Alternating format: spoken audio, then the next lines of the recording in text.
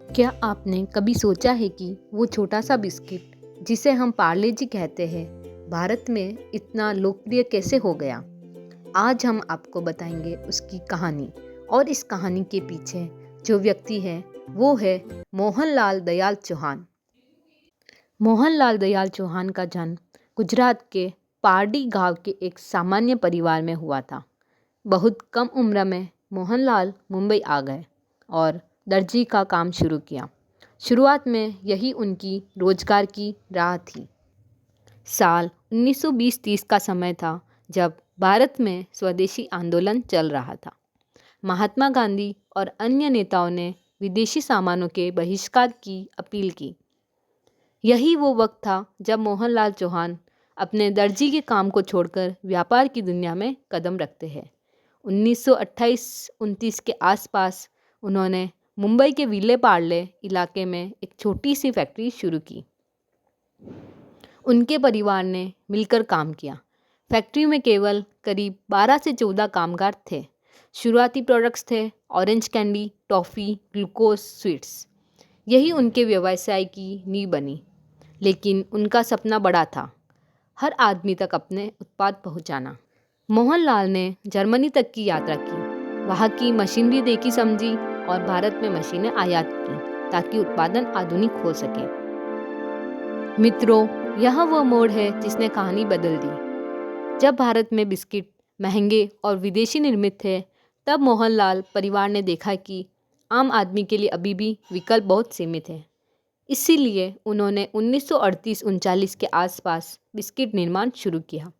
पहला मॉडल था glucose based biscuit, जिसे बाद में पार्ले जी नाम मिला। तब उन्हें कोई ब्रांड नेम रखना था तो उन्होंने अपने ब्रांड का नाम पार्ले रखा, क्योंकि फैक्ट्री विले पार्ले इलाके में थी। उनका लक्ष्य था साधारण कीमत में उच्च गुणवत्ता वाले बिस्किट, और यही बात उन्हें सफलता की दिशा में आगे ले गई। लेकिन ये रास्ता सरल नहीं था। मोहनलाल और उनके परिवार को बड़ी चुनौतियों का सामना करना पड़ा, जैसे कच्चे माल की कमी, युद्ध समय का आंदोलन, विदेशी प्रतिस्पर्धा, वितरण समस्या। लेकिन उन्होंने कभी हार नहीं मानी। 1934 में चीनी की कीमत बढ़ने पर उन्होंने एक फैक्ट्री बेचने पर विचार किया था। लेकिन मजबूत नेटवर्क, सस्ते दाम, अच्छी गुणवत्ता और दृढ़ स्वदेशी भावना ने उन्हें आगे बढ़ने में मदद की। चौहान परिवार ने ब्रांड को बढ़ाया, लेकिन पार्ले जी की सादगी और आम आदमी के लिए उसकी पहुंच कभी नहीं भुलाई। बिस्किट से आगे बढ़ते हुए परिवार ने 1950-60 के दशक में पेय उद्योग, मिनरल वाटर, स्नैक्स में भी कदम रखा। मोहनलाल के 5 बेटे थे, जिसमें जयंतीलाल ने अपने पारिवारिक व्यवसाय से अलग होने का फैसला किया और उन्होंने पार्ले एग्रो की शुरुआत की, और बेली, एप्पी, फिश, फ्रूटी जैसे कई उत्पाद इसी कंपनी के अंदर आते हैं। उसके थोड़े समय बाद जयंतीलाल के 2 बेटों में से एक, जो कि रमेश चौहान थे, उन्होंने शुरू किया बिस्लेरी पानी, जो कि पार्ले ब्रांड के अंदर ही आता है। ब्रांड विभाजन भी हुआ, व्यवसाय को अलग अलग हिस्सों में बांटा गया, जैसे Parle products biscuit, Parle agro beverage और पार्ले बिस्लेरी वाटर। आज पार्ले जी से बिस्किट नहीं, एक आइकन है। 2011 में इसे वैश्विक स्तर पर सबसे ज़्यादा बिकने वाला बिस्किट बताया गया। उनकी कंपनी हजारों डिस्ट्रीब्यूटर, लाखों रिटेल आउटलेट्स तक फैली हुई है।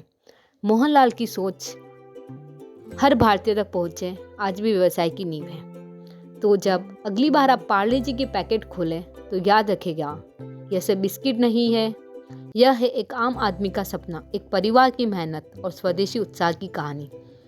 यह कहानी हमें सिखाती है कि विजन, मेहनत और देशभक्ति मिलकर बड़ी सफलता ला सकती है।